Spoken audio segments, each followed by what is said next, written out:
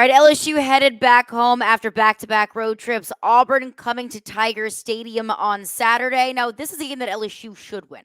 But as we all know, Auburn-LSU, something always weird and crazy and unexpected and unanticipated happens. So Zach Blackerby of Locked On Auburn joins Locked On LSU to break it all down. You are Locked On LSU, your daily podcast on the LSU Tigers. Part of the Locked On Podcast Network. Your team every day.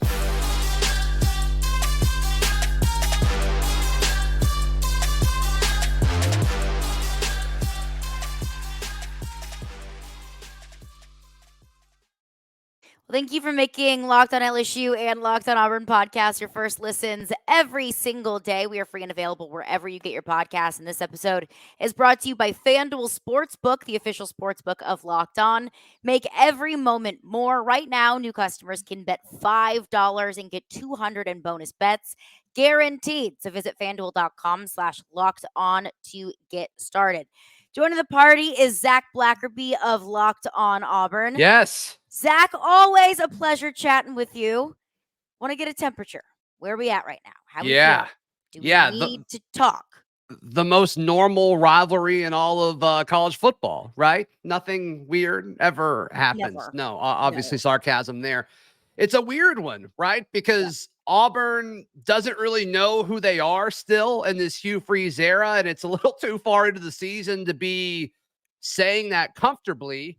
But they had a bye week, Caroline. They're coming down to LSU after a bye week, and Hugh Freeze historically pretty good coming out of bye weeks, especially during his stint at Liberty. That's where they beat Arkansas a year ago. Malik Willis had his coming out party against Virginia Tech after a bye week. So, some of those signature wins that he had at Liberty were coming out of bye weeks.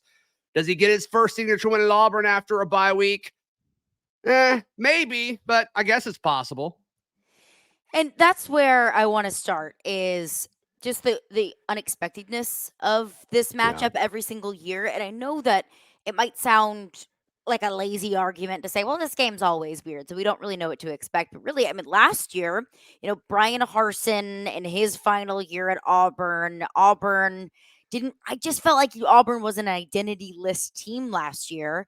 Yeah. Jaden Daniels threw for 80 yards in that game. It took a scoop and score for LSU fans to maybe breathe a little bit of a sigh of relief. And then you can go back to, the game at Tiger Stadium in 2017, where LSU came back, where it felt like they were down 50-0, came back to win. 2016, Les Miles can't manage the clock, and then he gets fired. And then the earthquake game and the barn burner game. I mean, this rivalry has y'all set our trees on fire a few years ago. Sorry about that. That's okay. It wasn't you. It wasn't you. Well, yeah. I speak for the entire LSU fan base to say sorry. Our bad. Didn't mean it. But sad that this is the final year where this is an annual game. Yeah. That was probably the worst part. And you and I both hopped on the Locked On SEC schedule reaction show, and we both kind of shared the same sentiment. Like, this is a fun rivalry. This rivalry is good for the SEC. It's good for college football. It's good for sports in general. And it's a shame that we will be losing it every year. But Caroline, going into this game, a big thing that I've talked about where kind of Auburn, I think, has an edge is it's off of the football field. And I want to get your thoughts on this. So LSU, 2 emotional games, right? They had to score. They scored 50 points and lost, which is crazy to think about. In Oxford, they return home to practice, and they go to Columbia, Missouri. And that game was closer than I think a lot of people realized. Then obviously LSU pulled out towards the end of the game to ultimately win. But you look at back-to-back road games where they had to score a lot of points to either win or stay in it. And then they return home, and they're hosting an Auburn team that's coming off of a bye week. Do you think that matters, or am I looking at this through orange and blue glasses? I really don't know if it does. Yeah. Because I understand the sentiment of back-to-back road games in SEC environments. And it was both of those games. I mean, they were emotional and stressful for me, much less if you were on the sideline wearing an LSU jersey. I think there's a sentiment, and there's an aspect of it that concerns me of back-to-back road games. Both were emotional. You come home, you play Auburn. Next week, you play Army, and then a bye, and then Alabama. That it's like maybe you sleep on this game a little bit. Maybe you're looking ahead to an out of conference, ideally less stressful and less emotional game against Auburn than a bye. So I don't think there's no aspect to it, but I do think that that's just what this LSU offense is. That this LSU offense is going to be able to put up points, whether you are home or whether you're away, whether it's close, whether you're playing a good defense, whether you're playing an average to below average defense. This LSU offense can simply put up points. And we've seen that week over week over week. Like Mississippi State game, I thought, whoa, where did this come from? I think that we've seen over the past couple of weeks that was not a fluke. So yeah, it's an emotionally draining game, physically draining games. Jaden Daniels was very obviously hurting and very obviously banged up in the middle of that Missouri game. He's in the end zone on his hands and knees, like very obviously in pain. Brian Kelly came out and said it was bruised ribs. So testament to Jaden Daniels that he can continue to play, and not just play, but play at a very high level and win that game for LSU even when he was hurting. I just don't know how much of an investment I can put into. Well, now they've given it all they can give, and they don't have any more to give. I think that this LSU offense just has far too much talent for it to kind of take a back seat. It's explosive, and it appears deep. I mean, there's so many different weapons Jaden Daniels can go to, and he's so good at seeing the entire field and taking what the defense gives them, right? And some of that is poor discipline by pass rushing. With Missouri, they just wanted to go inside. Jaden's so good at just taking a few steps out and buying him an extra several seconds to see the field. Or, of course, he can use his legs to run. He's dynamic in so many different ways, but also just seeing the coverage. I mean, he's more than just this athletic quarterback. He's able to see the field, and the game just seems slower to him than it does everybody else that he's playing against, which is a huge testament to what LSU has done with his development since he arrived there via the portal. But I'm just interested to see your thoughts, Caroline, on where does this Auburn defense in your mind stack up versus the other defenses that LSU has played so far this year? It's a good question because you play Ole Miss, which Ole Miss is under Lane Kiffin, not necessarily known as a imposing their will kind of defense. I mean, they gave up 650 yards to LSU, 414 through the air to Jaden Daniels. I mean, that game was truly like a Big 12, like Oklahoma, Texas in 2014 kind of game. So it's not necessarily the best defense in the SEC, but I do think it's an improved defense under Pete Golding. I think it will be much improved over the next couple of years. Missouri, good defense. Not great defense. They were able to get a decent pass rush, and Jaden Daniels, especially in the first half, able to, limit, I think, what LSU wanted to do in the run game. And I think that Logan Diggs was able to just overcome that.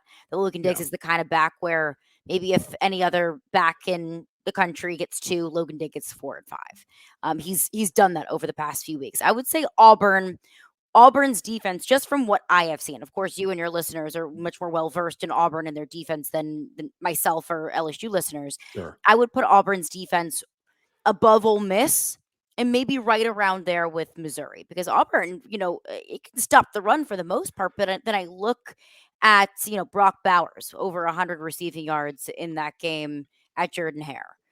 That's also Brock Bowers. Like, he's just a freak, like an absolute freak of nature.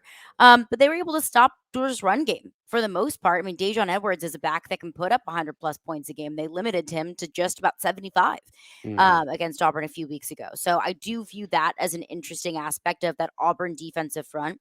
That Auburn run defense against an LSU team that really uses the run a lot, that uses the run to set up the pass, whether it's with the quarterback, whether it's with Logan Diggs, or whether it's with the rest of LSU's running backs, Josh Williams, Noah Cain, so on and so forth. I think that'll be an interesting matchup in this game to watch. Yeah, and Auburn's ability to rush the passer, I think, is going to be crucial. According to Pro Football Focus, Jaden Daniels, 26% of his passes, he's under pressure, and that's just counting when he passes the ball. It's not counting when he scrambles or chooses to leave the pocket and use his legs. So LSU's offensive line is very good, but the opportunities for Auburn to end the play by keeping Jaden Daniels in the pocket, they're there, but it's really hard to do. And so can they do that? Auburn lost their starting defensive end for the season during the bye week. Mosiah Nasili Kite, he was a transfer from Maryland, this offseason. So now it gives more snaps, you have to think, to Auburn's prized freshman 5-star defensive end, Keldrick Falk. Auburn fans have been kind of wondering why he hasn't gotten more snaps. If Auburn's going to win on Saturday, they've got to rush the passer. And I think it's either going to come from the freshman, Keldrick Falk, or the defensive tackle that's had an outstanding year so far, Marcus Harris. So for the LSU folks, those are the two guys defensively up front that I think you need to keep an eye on. And I think LSU fans might know, an injury to a starter sometimes is weirdly the best thing that could happen. That it's almost a blessing in disguise. And I don't mean to sound vulgar in saying that, but I think LSU experienced that. Omar Spates was out against Mississippi State. That gave Whit Weeks an opportunity, true freshman linebacker Whit Weeks, to come in. And I think we all saw Whit Weeks is a dude. Whit Weeks plays not like a true freshman. So it gives some of these younger guys, or maybe the guys that don't get the opportunity to play, gives them an opportunity to play and to prove themselves. Yeah. So the unknown of that, of a player stepping up with injury, is, I think, going to be a challenge for this LSU offensive line. Whit Weeks is an incredible linebacker name, by the way. Oh, it's great. And his brother is West Weeks. So the duo, the West and Whit Weeks, just chef's kiss. Yeah, I can imagine their parents mixed up their names a million times with them growing up. I have mixed up their names a million times in the 3 months that Whit Weeks has been an LSU Tiger. Right. But want to continue the conversation, coming up next, some matchups to watch. Also, Jaden Daniels on Heisman watch. What does that mean this weekend? What does Zach think about that? A third-party opinion. Jaden Daniels getting to New York City. We'll get into that coming up next. But first, I want to tell you about FanDuel. Snap into action this NFL season with FanDuel, America's #1 sportsbook, because right now, new customers can get $200 in bonus bets guaranteed when you place a $5 bet. That's $200 in bonus bets, win or lose. And if you've been thinking about joining FanDuel, there is no better time to get in on the action. The app is so easy to use. There's a wide range of betting options, including spreads, player props, over-unders, and so much more. So visit FanDuel.com/locked-on and kick off the NFL season. FanDuel, official partner of the NFL. All right, thanks for making Locked On LSU and Locked On Auburn your first listen every single day. And hey, college football season is here. And this season, Locked On is kicking up our coverage with Locked On College Football Kickoff Live. Every Friday, Locked On will go live at 11 a.m. Eastern. That's 10 a.m. Central on every Locked On College YouTube channel, including Locked On LSU and Locked On Auburn. College Football Kickoff Live will cover playoff implications, the conference rivalry games, and go in-depth like only Locked On can, including insight and analysis from our stable of Locked On College hosts covering their team every day. So find Locked On College Football Kickoff Live every Friday at 11 a.m. Eastern on any Locked On College YouTube channel. You will not want to miss it. All right, Caroline Fenton, Locked On LSU, Zach Blackerby of Locked On Auburn. I want to get into LSU's offense because that's really fun to talk about. I will talk about LSU's offense any opportunity and any chance I can get. But first, I want to talk about Auburn's offense against Texas A&M. Sorry. Difficult subject to bring up. Against Texas A&M, between Robbie Ashford and Peyton Thorne. Yeah. Couldn't put together 60 passing yards. But against Georgia, I think we saw that Auburn offense have a little bit of life, still struggle in the passing game. But Peyton Thorne with some wheels. I didn't know where that came from. Thoughts on this Auburn offense? If Auburn wins, it's by doing what offensively? I think it's by extending drives, keeping Jaden Daniels off the field. LSU is second worst in the SEC as far as allowing average amount of plays per drive. It's over 6 plays per drive is what they allow. And so I think that's what Auburn's going to lean into. Mm-hmm. They're so bad on third down, though, Caroline. Against Georgia, 2 of 12, I believe, is what the split was on third down against Georgia. I think they were 1 of 3 on fourth down. So the money downs, they did not perform well. And a lot of that's because they're forcing themselves into 3rd and 7+. And this offense isn't built for that, to the surprise of many, myself included. I thought the passing game would be far better than it is. But there's just so many different aspects of it that need to get better. Peyton Thorne needs to be better.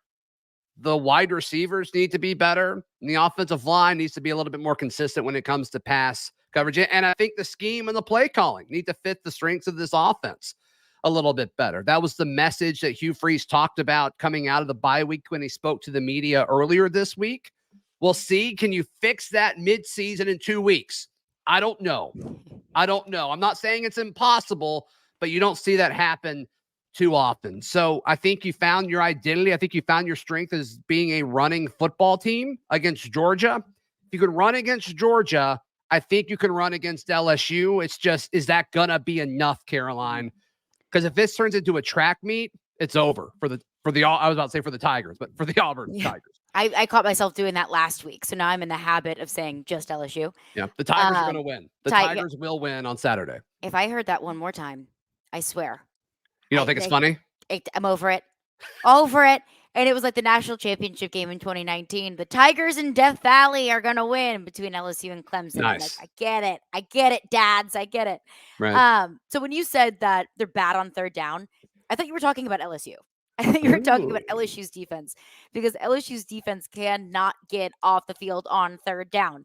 And it doesn't matter if it's 3rd and 2 or if it's 3rd and 57. And I'm being dramatic, but they will give up 3rd and long. We saw it against Arkansas. I think was really when it was on full display for me. Right. 3rd and 16, the defense just needs to get a stop.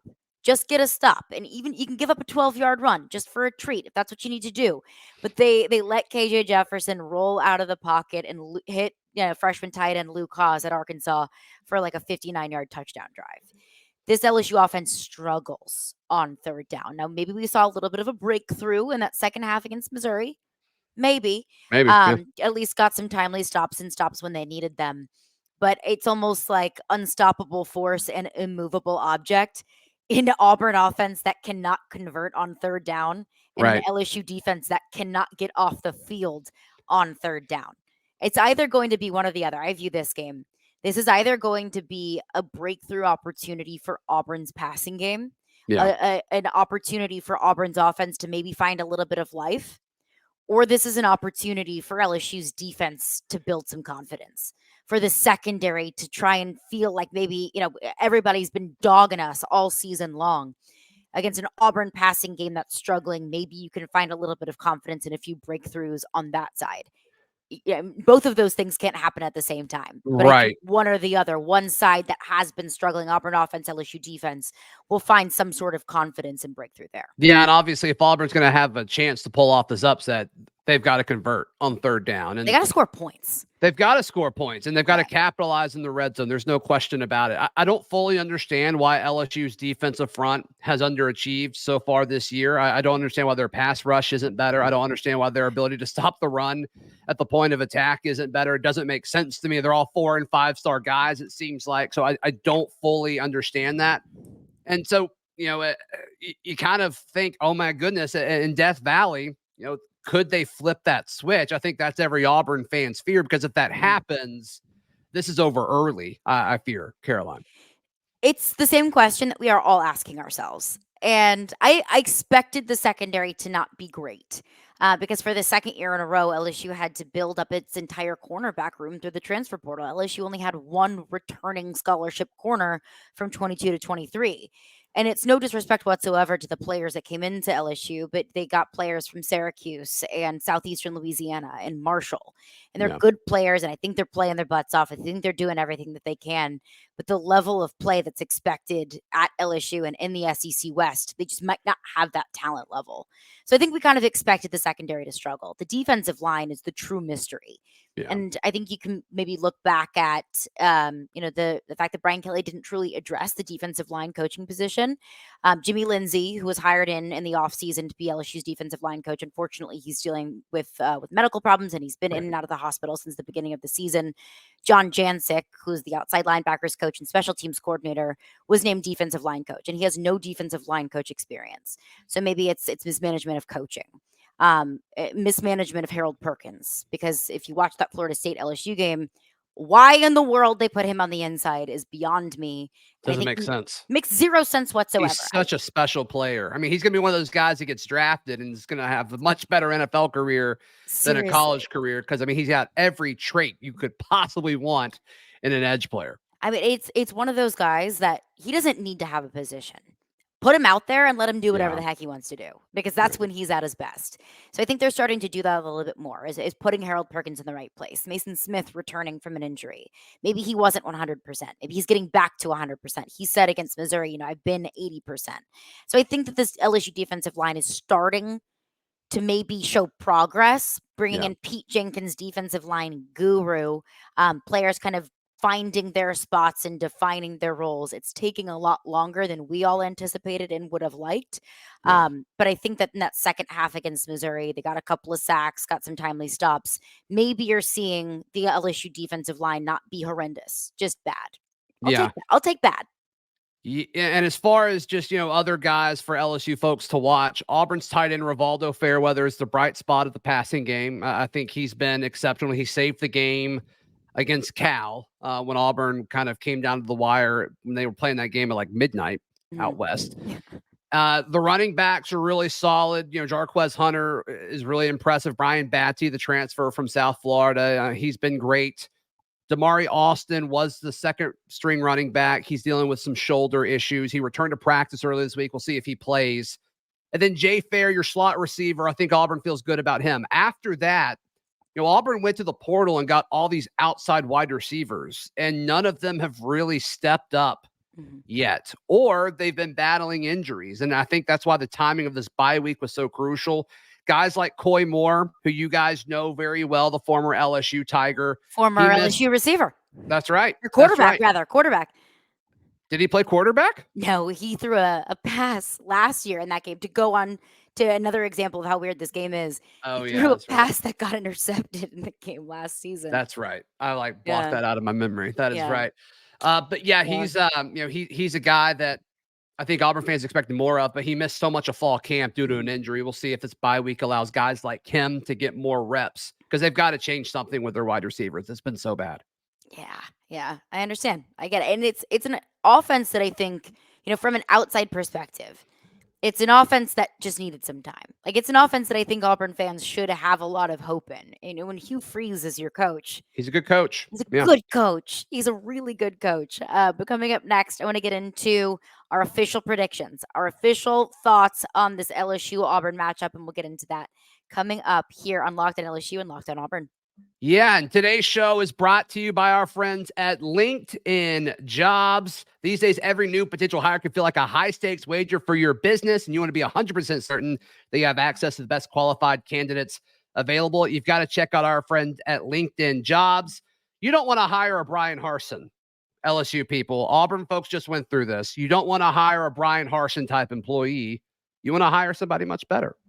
Maybe like a Brian Kelly, who can come in and just change the program right away. LinkedIn Jobs gives you all the tools to help you win the SEC West in your first year on the job. So LinkedIn Jobs helps you find those qualified candidates you want to talk to faster. Post your job for free at linkedin.com/lockedoncollege. That is linkedin.com/lockedoncollege to post your job for free. Terms and conditions apply. Prediction time? You ready for some prediction time? Let's get into some predictions. All right. So let's just look at the FanDuel Sportsbook line. As we record this, it hasn't moved much, and I didn't expect it to, Caroline. It opened at 11.5. It's still at 11.5. So I think we're both taking LSU to win. So maybe we should incorporate the spread when we do this. Is that okay? Yeah, I will say, I'm not going to yuck anybody's yum, but if you are betting on the spread in this game, you are a much braver and stronger individual than I ever will be. Because part of me thinks, LSU should cover that maybe by halftime. And then the other part of me thinks, are you crazy? 11 points this day? When was the last time this game was decided by 11 points? But I will go with my heart on this one, and I'll take LSU to cover the 11.5. I just think that this LSU offense, it's not just good, it's not just great, it's best in the country. It's statistically the best offense in the country, led by a quarterback that I think should be in New York City at the end of the season. maybe a homer take. We'll see. I think that should be in New York at the end of the season. He's putting up some of the most impressive numbers through the air and on the ground in the entire country. Yeah. This LSU offense has so many weapons between Malik Neighbors and Brian Thomas and Chris Hilton and Kyron Lacey and Mason Taylor, and then you add Logan Diggs on the ground. I just think that this LSU offense can put up so many points, and it's not something that we've been able to see from this Auburn offense quite yet. Yeah, I think the two most likely scenarios, I've talked about it throughout this week, Caroline, is LSU scores 2 touchdowns really quick in the first quarter, and Auburn has a couple of 3 and outs, and it's like, okay, the hole's too big, and then it's over. Or it's similar to Georgia, right, where Auburn's in this unique situation where I think they're playing the best 2 players in college football in back-to-back games. It's Brock Bowers against Georgia, and now obviously Jaden Daniels this weekend, where they shut down Brock Bowers for 3 quarters. Then that fourth quarter is just, there's only so much they can do because Auburn and Georgia, they were tied going to the fourth quarter. That wouldn't shock me if that was the case. Yeah. But I think if that does happen, Jaden Daniels is probably going to go off at some point. And it's just, have you done enough on the other side of the ball to kind of be able to match that? I'm not really buying that. So I asked you when we connected before we clicked record, I'm like, what's it going to be? And you said, it wouldn't shock me if it was 3 points. Wouldn't shock me if it was 24. And so I'm with you. I think it's going to be close 75% through the game. And then I think LSU's offense is going to break down Auburn's defense. That's my prediction. So with that being said, like 11 and a half, like that's probably not enough, right? So I'm going to go with LSU as well. But I don't think the final score is going to be, I don't think it's going to tell the full story of like how close the game actually was, if that makes sense. I would agree. Kind of how Missouri LSU played out. Sure, I think it's going to be very similar to that. Yeah. 10-point game, a double-digit win for LSU, but they were down 15 in the first half. Yeah. A part of me wants to say 34-17. That LSU gets up early and they're able to maintain a lead, and maybe it's a garbage time touchdown from Auburn late in the game. Mm-hmm. Part of me wants to say 34-31, and it comes down to maybe similar to LSU Arkansas. Like, those who weren't familiar, back and forth game, and it was just a matter of who got the ball last, and it happened to be LSU. Who scored last, it happened to be LSU. I wish that I had a better prediction for you, but there is truly no in between with this. No, I think we're in the same boat. I think we're in the same boat there. So, Caroline, to all of your LSU folks, if you want the Auburn side of this and the Auburn side of the reaction, you can check out Locked on Auburn wherever you get your podcasts. And of course, we're also on YouTube. Zach, always appreciate you. Enjoy the game on Saturday night. You can check out me and more Locked on LSU breakdown on your preferred podcast platform. And you can also check us out on YouTube as well. For Zach Blackerby, I am Caroline Fenton. Thank you for making Locked on LSU and Locked on Auburn your first listens every single day. Zach, what can the people find on Locked on Auburn tomorrow? Yeah, we'll continue breaking this down and give more predictions. We'll predict more things, and of course, tell Auburn folks how Auburn can pull off this upset. And same on the Locked on LSU side, 3 keys to victory, the things that LSU needs to do, 3 things that LSU needs to avoid in order to solidify a win at home in Tiger Stadium. All of that coming up on tomorrow's edition of Locked on Auburn and Locked on LSU.